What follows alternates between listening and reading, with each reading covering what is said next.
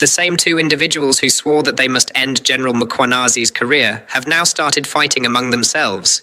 It is a very big shame, and that is what you get when you try to fight an innocent person. Today, Andrea Johnson couldn't control her emotions anymore. She broke down saying, and I quote, "I was set up. This is so unfair to me." This came after she was sacked early this morning. She completely nailed Fadiel Adams. There is nowhere to hide anymore because the truth has been exposed.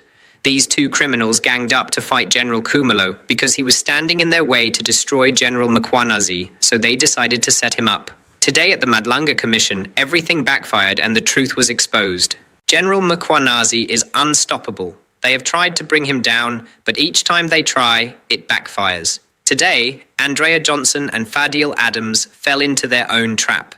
Dear viewers, welcome to today's podcast. If you love how karma is now catching up with these criminals, please hit that like button and share this video with everyone so we can expose these criminals to the world.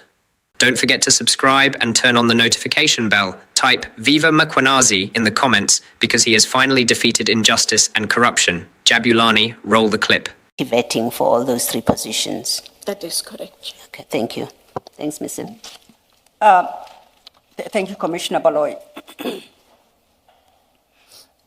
And perhaps just to clarify, when Colonel Padiache appeared before the commission and was engaged on this document, he testified that his investigation was confined to the recommendation and appointment of Brigadier Mkhwanazi.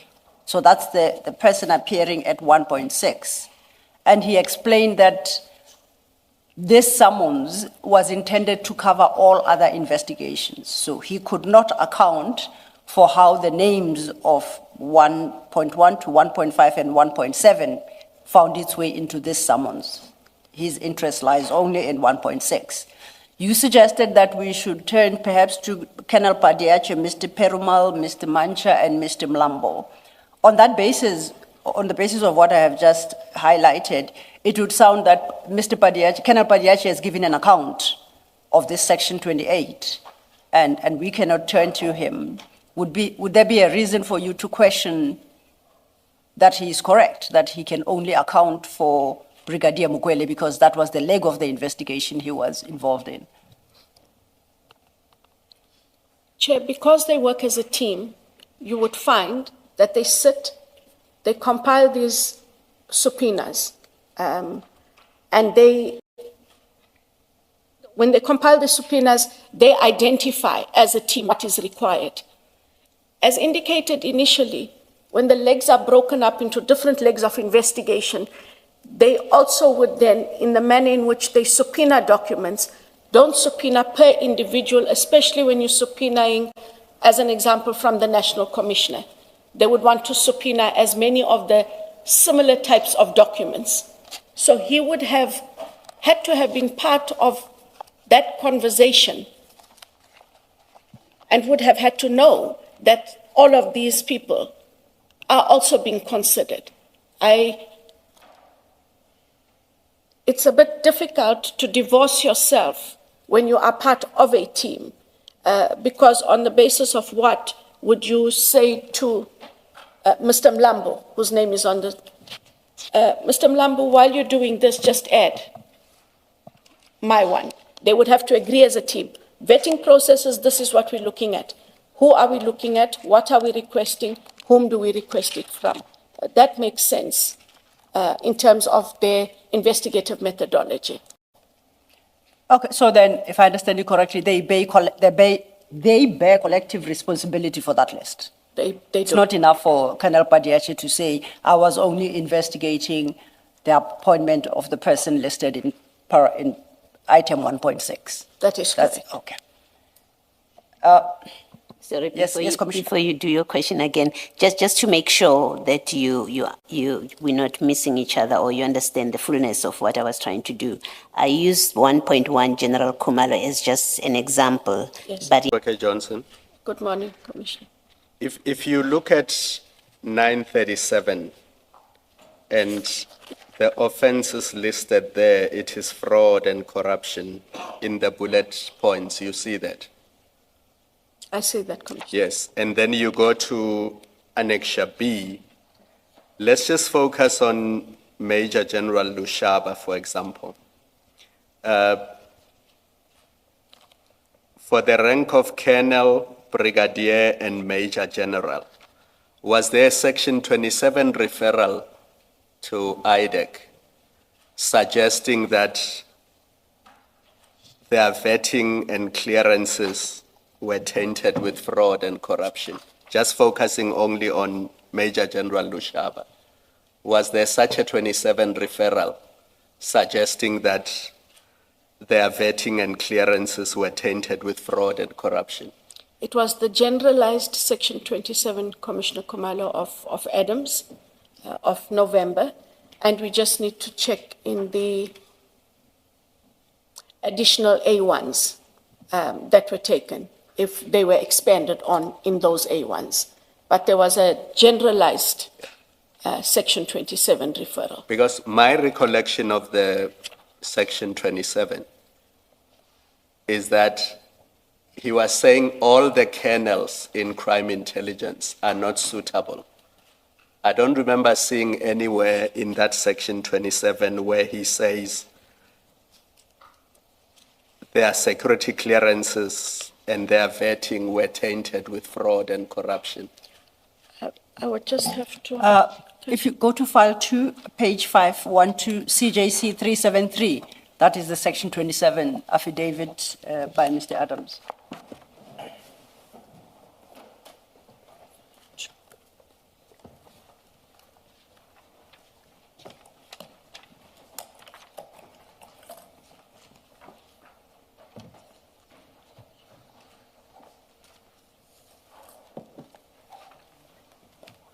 Sorry, Council, the page reference? 512.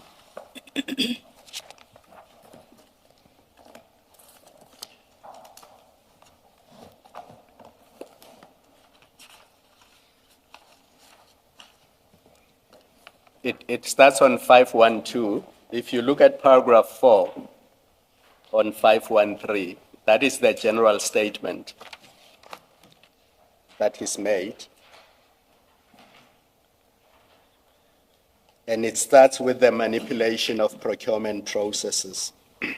And it lists the civilian who worked for BMW. And then the paragraph after that says it is concerning that out of all the colonels employed in crime intelligence, none of them were suitable to be appointed to this post. But I don't recall seeing in the referral anywhere where it says Major General Lushaba's vetting and clearance is tainted with fraud and corruption.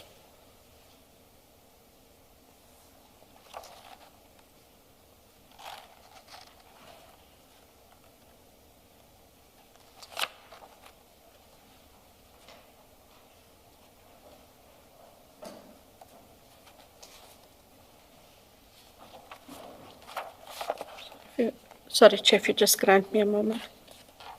Yes,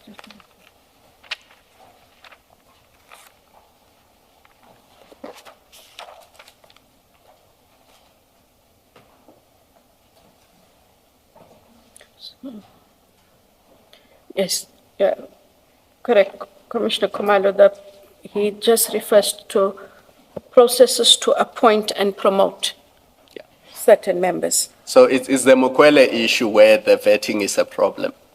And then reference to Lushaba is in paragraph 6 on 514, is the issue of the housebreaking and the laptop.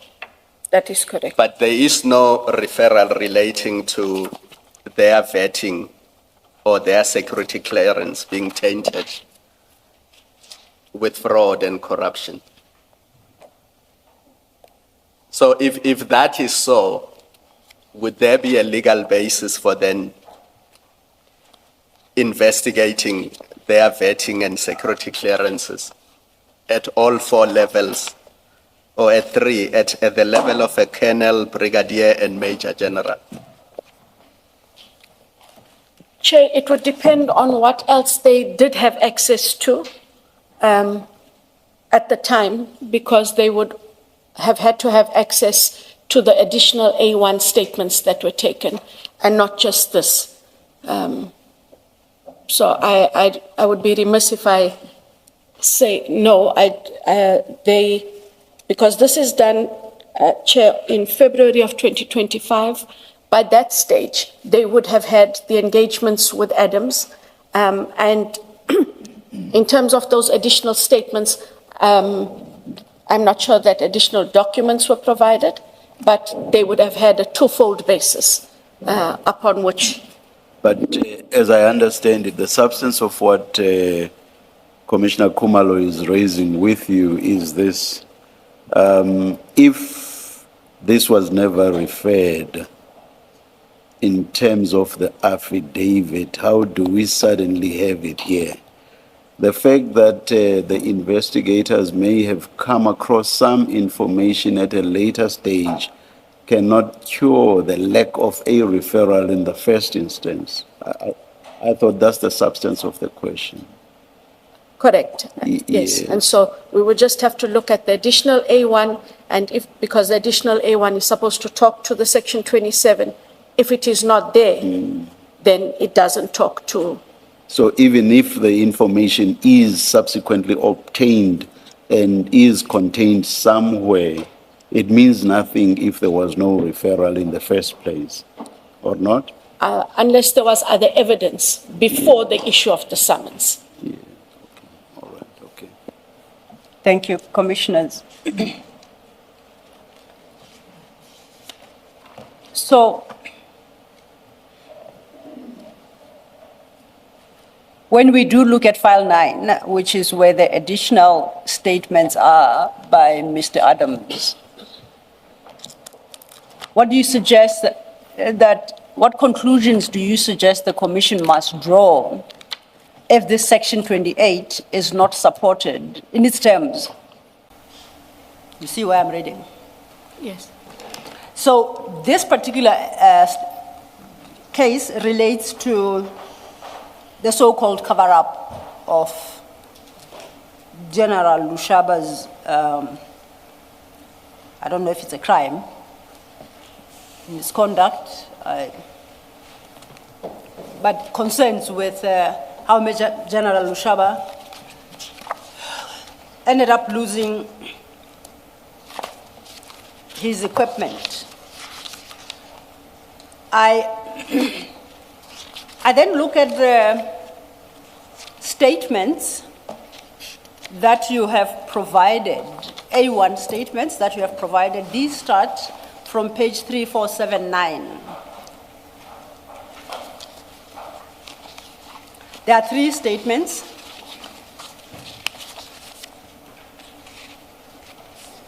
And none of them speak to this particular issue raised in docket number 1650 in Cape Town.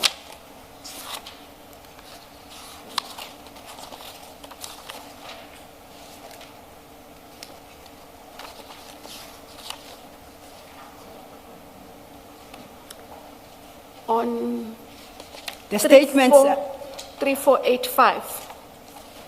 They go 3484. That's how far they go to 3484. Yes, what I'm saying is that. Oh, sorry, 3486. Yes, 3486. but is council saying that other than that handwritten statement, there isn't another statement referring to the issue of the Lushaba housebreaking? No, relating to the cover-up by General Khumalo, who instructed Major General Galagala and Brigadier Munyani or Munyana to ensure that there is no investigation. The statement we are looking at 3485, on my reading, speaks to the housebreaking. And overleaf at 3486, he says, after making this report, I make inquiries. And Mr. Adams says that he could not get a case number as concerned that my report was being swept under the carpet. I don't see in this January 2025 statement any allegation pertaining to the conduct of General Khumalo, General Lekalakala, and General Munyama. Do you? I see that. You confirm that? And then staying at 3472, it concludes with the words, evidence to this effect is available. Did IDEC ever obtain that evidence?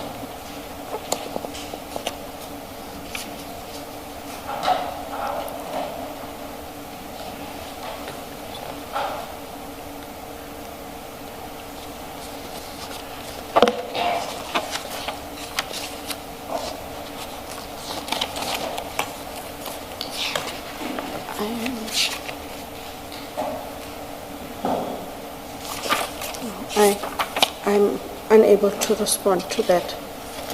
I don't know that we did get. So, sorry, I missed that. I'm unable to respond to that. I'm unaware of what follow-up they would have made.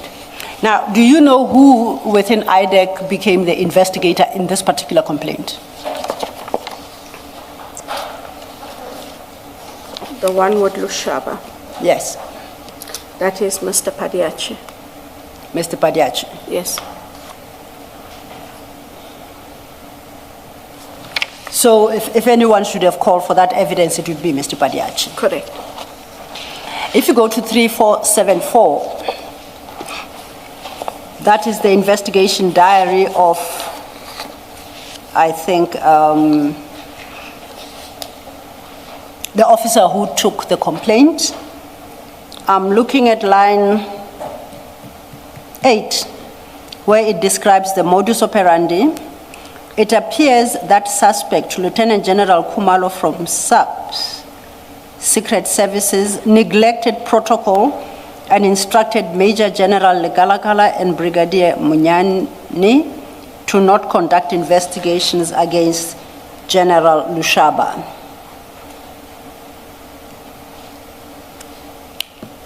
So that is the officer's interpretation of what's contained, the summary of the A1. Okay, then if we move forward then to 3475, we're just following the sequence of the page numbers. What we have here at 3476 now is the statement by Mr. Adams